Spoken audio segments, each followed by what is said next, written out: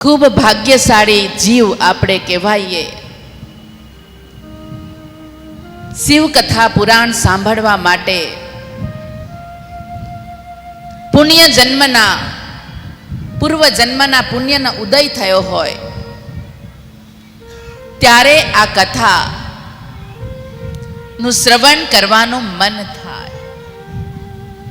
આવા કોઈ તીર્થ ક્ષેત્રોમાં, અને એ પણ કાશી તો ફક્ત તીર્થ સ્થાન નહીં, ભગવાન શિવની સંસ્કારી નગરી, ભગવાન શિવની પ્રિય નગરી, એવી જગ્યાએ આપણને કથા શ્રવણનો લાભ મળે. કેટલાય લોકો આવવા માટે નક્કી કરે, પાછું કેન્સલ કરે, કંઈક ને કંઈક વિટંબના આવે, ન આવી શકે. જેનું સદભાગ્ય હોય, જેનું મહાન ભાગ્ય હોય, એને છેલ્લે યેન કેન પ્રકારેણ તત્કાલમાં એ એડમિશન મળે અને આપણે અહીંયા સુધી આવી ગયા. એ આપણા પૂર્વજન્મનું કંઈક, આપણા પિતૃઓનું કંઈક એવું સારું કર્મ હશે કે જેથી આ ભવમાં જીવતા જીવ શ્રવણ કરી જ્ઞાન ગંગામાં વહીને મુક્ત થવાનો આપણને લાભ મળ્યો. તો આપણે ઇલેક્ટ કર્યું નથી, આપણે ભગવાન દ્વારા સિલેક્ટ થયા છે. આપણે કોઈને મોકલાવ્યા નથી, આપણે ભગવાન દ્વારા આપણને સિલેક્ટ કરવામાં આવ્યા છે. અને તેથી આપણને ભગવાને અનુકૂળ વાતાવરણ બનાવી દીધું અને આપણે અહીંયા સુધી આવી ગયા. એટલો ભરોસો ભગવાનનો કે આપણે અહીંયા સુધી આવી ગયા.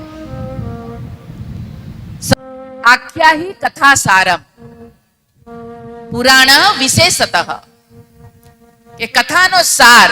આ કથા મૃતમ એમ કેમ લખ્યું છે? આ કથા ક્યારેય શિવની પૂરી થતી નથી. હરિ અનંત, હરિ કથા અનંત. કથા પૂર્ણ થાય એવું ક્યારેય કહેવાય નહીં, એને વિરામ મળી શકે.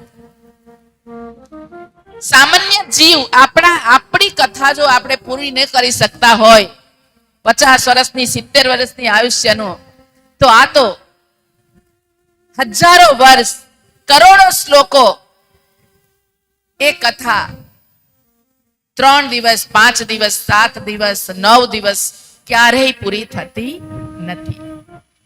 એ અનંત છે, અનંત છે.